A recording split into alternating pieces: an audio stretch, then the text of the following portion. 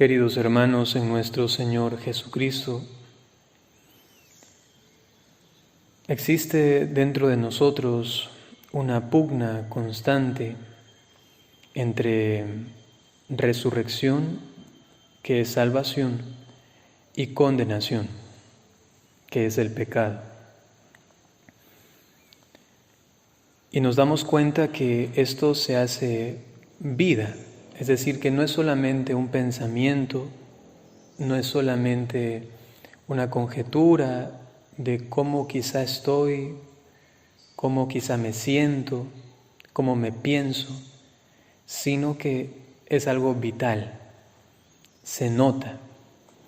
Lo vemos hoy en las dos lecturas, la primera de Hechos de los Apóstoles y la segunda del Evangelio. En la de los Hechos de los Apóstoles se nos presentan algunos signos de la resurrección patentes, palpables prácticamente, en estos discípulos del Señor, apóstoles.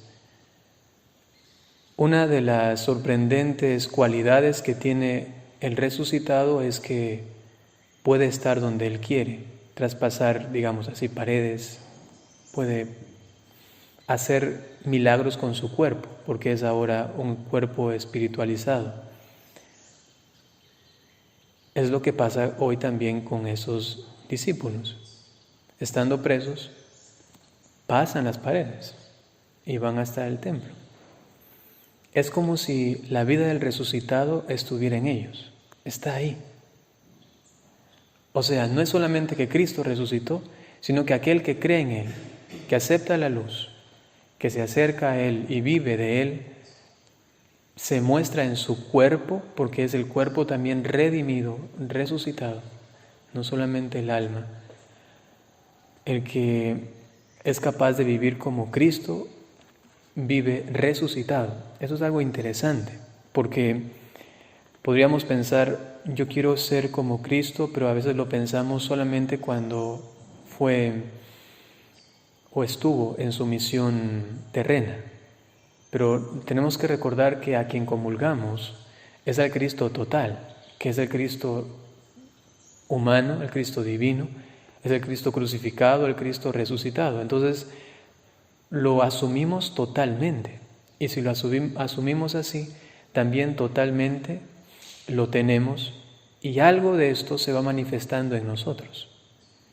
Lo vemos claramente en la vida de los santos, cuando el Señor hace obras maravillosas a través de sus cuerpos, porque hay que decirlo, la resurrección no es solamente una especie de seguir viviendo espiritualmente o seguir viviendo en un espíritu puro, sino que es una resurrección del cuerpo. Y esto implica, inclusive para nosotros los cristianos, que ahora nuestro cuerpo tiene una dignidad distinta. Ya no es solamente, como antes se pensaba, un instrumento para conectarme con el mundo material, pero después despojarme de esto y que ya no sirva para nada, sino que con la resurrección la dignificación del cuerpo ha sido tan grande que el mismo catecismo de la Iglesia Católica dice que es importante el cuerpo y es importante el alma. Ni siquiera se atreve a decir cuál es más importante, sino para catequizar a todos dice: es importante el cuerpo, es importante el alma. Obviamente que nosotros sabemos que durante este tránsito terrenal tenemos que salvar el alma, ¿no? A veces a costa del cuerpo, pero en términos eternos,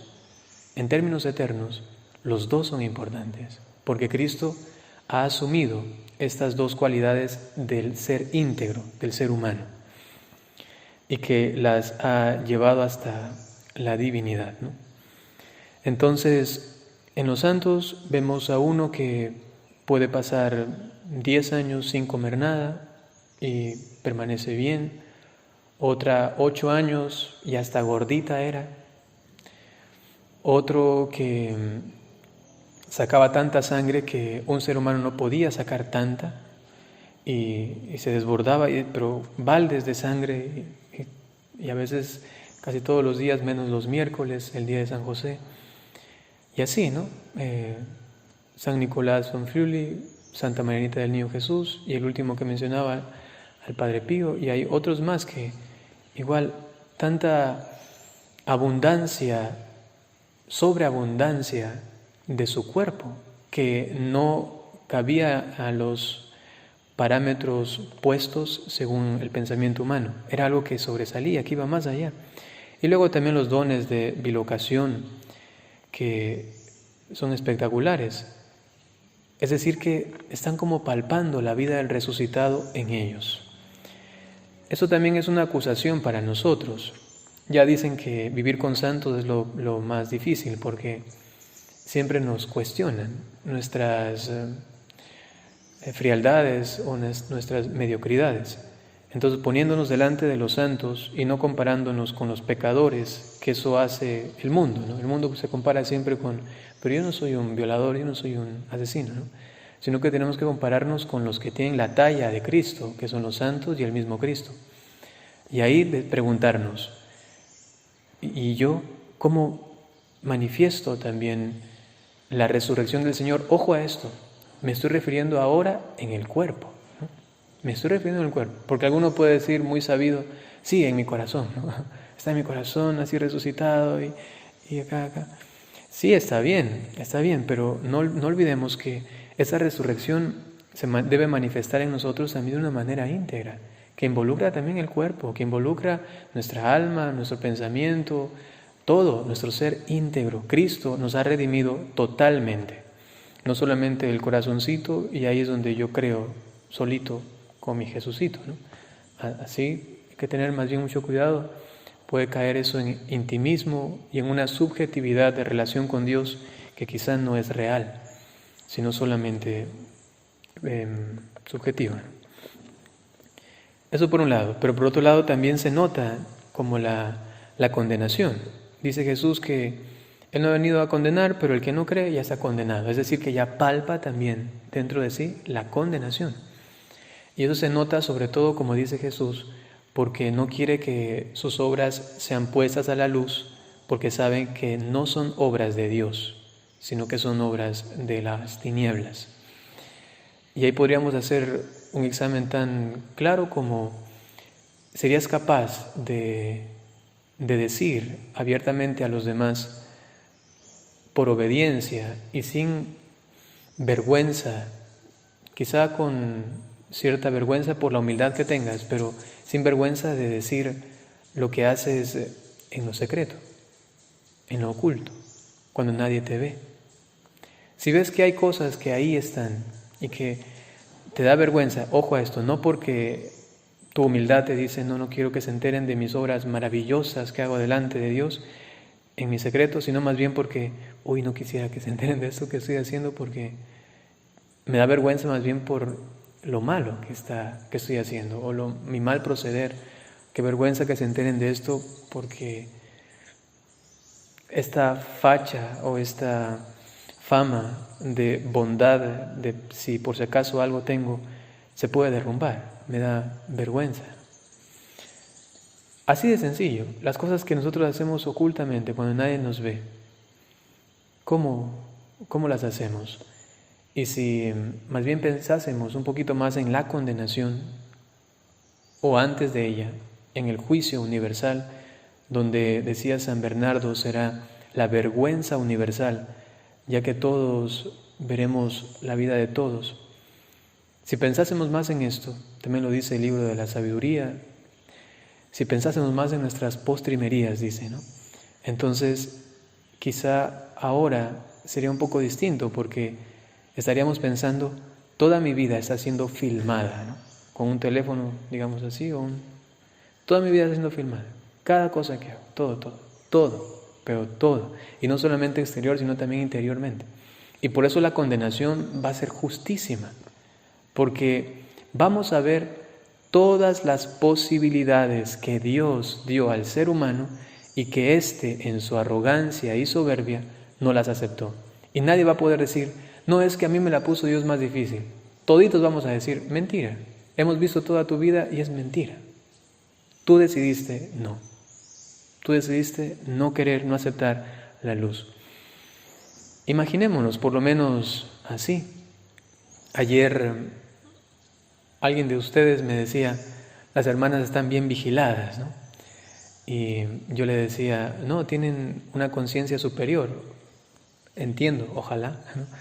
Que les dice que Dios está siempre allí, ¿no? Y que les está mirando constantemente. Y no necesitan de alguien, o por lo menos no necesitarían de alguien que esté como ahí pendientes de ellas o esto de acá, sino más bien que tienen esa conciencia de que están delante de la presencia de Dios todo el tiempo. Y de ahí, pues, ya al final todos nos llevaremos sorpresas. Obviamente que no nos escandalizaremos porque sencillamente nos daremos cuenta que todos somos tan malos y por eso es la vergüenza universal. Pero repito, volviendo al punto, entenderemos que ya desde ahora hemos decidido la condenación. El que se vaya a condenar, quizá de entre nosotros alguien se condene, no lo sabemos. Pero quizá, y si es así, es porque ahora está optando por la condenación. No es que al final de mi vida yo opto por salvarme o al final de mi vida yo opto por arrepentirme. Esa última decisión de la cual tanto se habla es un resumen, es una consecuencia vital, es decir, de toda la vida. Ahí se resume todo esto. Y ahí se entiende la salvación de alguien que fue quizá un asesino, un borracho, ¿no? Que se puede salvar al final, pero es solamente si es que él estuvo todo el tiempo luchando contra eso y que sencillamente no pudo vencerlo y que a pesar de su maldad y todo esto, él de alguna manera quería, ¿no? Porque no es posible que un ser humano 90 años, 50 años, diga no, y al final diga sí. O sea, de un momento a otro, eso es prácticamente imposible. Entonces, si estuvo luchando y a pesar de todo eso, está, ¿no? Y obviamente que no es solamente un empeño humano, sino que está la gracia de Dios que sale a su paso. Si él estuvo con eso y al final acepta, pues se va a salvar. Lo mismo en todos los casos y de todas las formas, es siempre como el resumen de nuestra vida que se concretiza, se unifica en una última decisión. Es decir, que toda nuestra vida, dependiendo cómo estuvo viviendo, se va a reflejar al final. En resumen, la vida del resucitado se manifiesta en el cristiano íntegramente y la condenación se manifiesta en la vida del cristiano, entre paréntesis condenado, en sus decisiones concretas diarias también. Es decir, que tanto la resurrección como la condenación uno la palpa diariamente y la vive. Vamos a pedir a nuestra Madre Santísima, la Virgen María, que nos dé la gracia de hoy optar por la luz, hoy optar por el resucitado, hoy optar por la salvación y así este hoy se convierta en el mañana y en la eternidad de nuestra alma, nuestro cuerpo, de nuestro ser íntegro. Que así sea.